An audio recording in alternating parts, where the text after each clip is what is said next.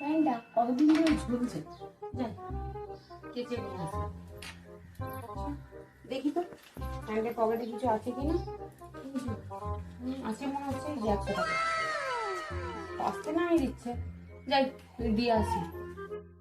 এই তুমি প্যান্টটা যে কাস্তে নামিয়ে দিয়েছিলে, প্যান্টের ভেতর দেখো 100 টাকা ছিল, তুমি টাকাটা নাও।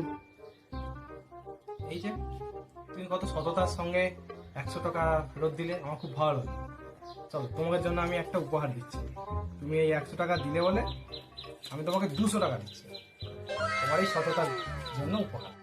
যাই প্যান্টটা কেচে ফেলি, দেখি আগের দিন তো টাকা পেয়েছিলাম।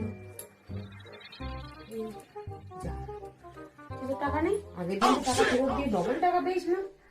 তাহলে আজকে কি করি, আমার কাছ থেকে টাকাটা দিয়ে দেখি ডবল আসে কিনা। A few moments later. এই শুনছো, এই দেখো আজকে আমার প্যান্টে নামিয়ে দিয়েছিলে, প্যান্টের পকেটে 500 টাকা।